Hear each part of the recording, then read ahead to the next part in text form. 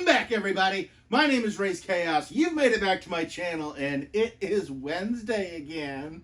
And you know how much Raze loves Wednesday, because Wednesday is New Comic Book Day, and that's Raze's favorite day of the week.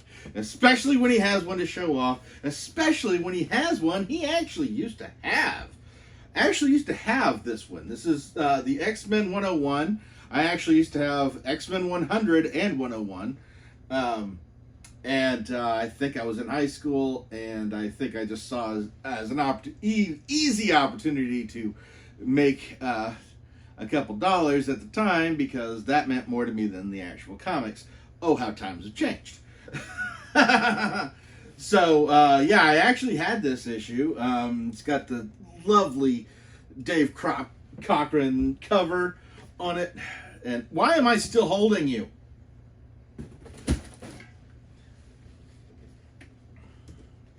Much better. Okay, so yeah, this has got the original cover, the 101. This is, oh yeah, this is so much cool. This is the all new, all different X-Men.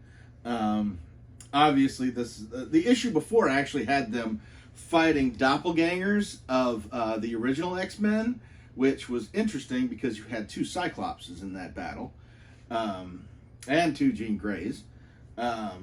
But otherwise, yeah, you had, and you could tell because in that one, because the Beast wasn't actually Harry, and I believe he was in the Avengers at the time of this book, so it wasn't Beast. It was, yeah. But yeah, this is a beautiful cover. It's got the depiction of the Phoenix coming out of the ocean after the crash. Of course, at the time, they don't realize that this is not Jean Grey. This is the Phoenix. And this kind of kicks off the road to the Dark Phoenix saga. She comes back. Oh, yeah, this is so awesome. Yeah, it all starts with this issue. Yeah, because eventually you get the... this ends up leading directly to the Dark Phoenix saga. This ends up leading straight to the Avengers and the Fantastic Four issues that depict finding the cocoon where Jean Grey is actually living in, as the Phoenix has made a duplicate of her, and she was severely wounded. It was healing her inside that, and just took her form while that happened. And yeah, I love the design on this. It's got the green and the gold, and has her coming out of the water, and yeah, this is just gorgeous. And yeah, a real key issue. I think did they say anything?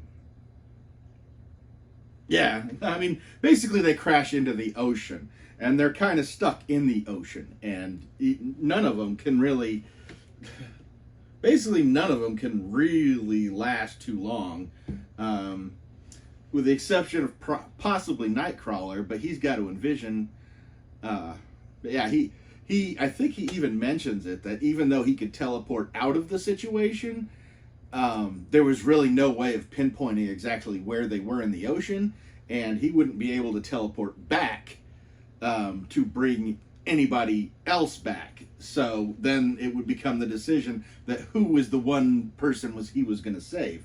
So yeah, it was a really great issue of them. I suppose, yeah, they made it a big deal, but I don't know if Storm could actually fly well, she wouldn't know which direction to fly, first of all. But yeah, enough comic book logic. They're lost in the freaking ocean. And, yeah, and Colossus is made of metal, and he's probably going to sink to the bottom. But, yeah, it's a great issue. I remember reading it. I remember enjoying it. And so glad I have it here.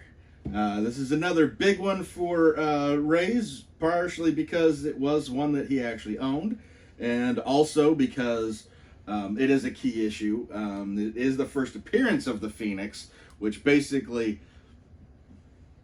once you got the Phoenix in this thing, it never goes away. Because they still talk about the Phoenix Force. Even to this day, they're still doing stories relating to the Phoenix. Yeah, that's just something they keep. That's one well they keep going back to. So, I'm going to go ahead and get out of here. And let me know down in the comments if you've had this issue. If you like this issue. Yeah, let me know if you've read this, collected or otherwise. Just give me a little chat in the comments about this, and I'm gonna go ahead and never forget your I just totally blank. Never forget, the life is full of odd moments, and you never know when you're gonna be defined.